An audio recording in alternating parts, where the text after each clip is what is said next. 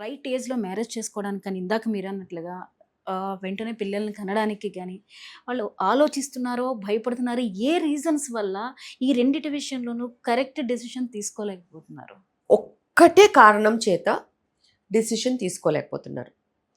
వాళ్ళకి commitment phobia. Okay. So, చాలా సార్లు చూసాం. ఒకవేళ చిన్నగున్నప్పటి నుంచి కూడా ఇప్పుడు ఒక 10 మంది పిల్లల్ని ఎవరన్నా మీరు డాక్టర్ అవుతారా, మీరు ఇంజినీర్ అవుతారా, మీరు ఏమవుతారు అని అంటే, అమ్మో మేము డాక్టర్ అవ్వము, చాలా సంవత్సరాలు చదవాలి, లాంగ్ కెరీర్ ఉంటుంది, ఇంజనీరింగ్ ఏదో 4 ఏళ్లలో చదివేస్తే మళ్ళీ మాకు మంచి ప్యాకేజెస్ వస్తే మేము కష్టపడితే మాకు జాబ్స్ వస్తాయి. Where is it going? It's commitment phobia. You do not want to commit yourself for so many number of years to do some kind of a employment. That's commitment phobia. అలాగే ఉద్యోగం ఉండి సెల్ఫ్గా earning ఉండి self life style manage చేస్తూ అమ్మాయిలైనా అబ్బాయిలైనా సడన్గా ఒకరికి ఒకరు వినాలి, ఇంటికి రోజు రావాలి, రోజు చేసిన పనులే మనం చెయ్యాలి అండ్ అడ్జస్ట్మెంట్స్ చేసుకోవాలి, నీ ఫ్యామిలీ నా ఫ్యామిలీ అడ్జస్ట్మెంట్స్ చేసుకోవాలి అండ్ కొన్ని రకాల కాంప్రమైజెస్ ఉంటాయి. If you are married and you living together, that's commitment. So there will not be 100% freedom according to their definition. Okay. Obviously, commitment phobia, they're not getting into committed relationships. Yes. పాతకాలం లాగా పెళ్ళయ్యేంత వరకు మొహాలు కూడా చూపించము అని అంటే, మొహాలు చూసుకోవడానికైనా పెళ్ళిళ్ళు చేసుకునేవాడు, కలిసి ఉండడానికైనా పెళ్ళిళ్ళు చేసుకునేవాడు. ఇప్పుడు ఆ పరిస్థితి లేదు కదా. ఇప్పుడు ఫ్రీ లైఫ్ ఉంది, free living, free space, free thoughts, free mind, everything is free. So they don't have any restrictions. వాళ్ళు ఒకళ్ళొకళ్ళు జడ్జ్ చేసుకొని కలిసి బతకడానికి మ్యారేజ్ అనేది ఇన్స్టిట్యూషన్ కింద they are not recognizing it. If they have to get married, they have to be committed. They have commitment phobia.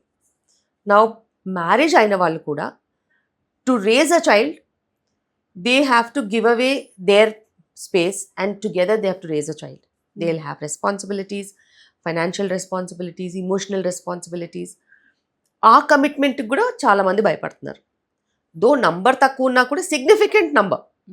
ఇంతకుముందు అలాంటివి వినిపించేది కాదు.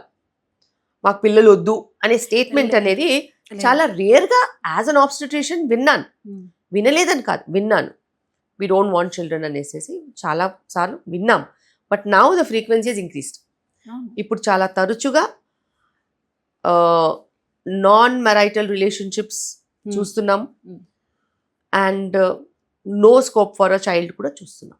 అంటే వీటి పరిణామాలు ఎలా ఉంటాయి భవిష్యత్తులో?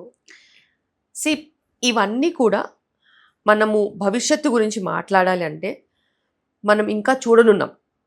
Weather they are mental health disorders, psychological disorders or personality disorders మనం చెప్పలేం. అండ్ ఒకప్పుడు పేరెంట్స్ ఏది చెప్పినా కానీ ఖచ్చితంగా వినేవాళ్ళు. Correct. There's no way that we don't listen to our parents. As a child, they are our governing authority. They used to give us directions.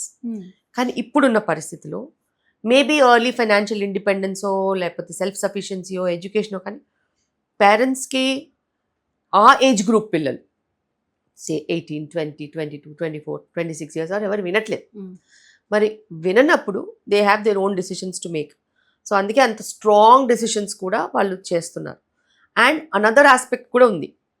For every such decision of not planning marriage or not having a child, now the psychologists are telling that there have some or the other instance of childhood trauma. They have witnessed some kind of a childhood trauma where they don't want to be into relationships that are abusive, relationships which have been difficult, relationships that have constant struggle. So వాళ్ళ fear సైకోసిస్ వాళ్ళకు ఉంటుంది. They don't want into anything that will give them problems. So అట్లా childhood trauma నుంచి కూడా evolve అయిన associations, situations ఉండొచ్చు. So అన్నిటికీ కారణాలు ఉంటాయి, దీనికి కూడా ఒక కారణం ఉంటుంది.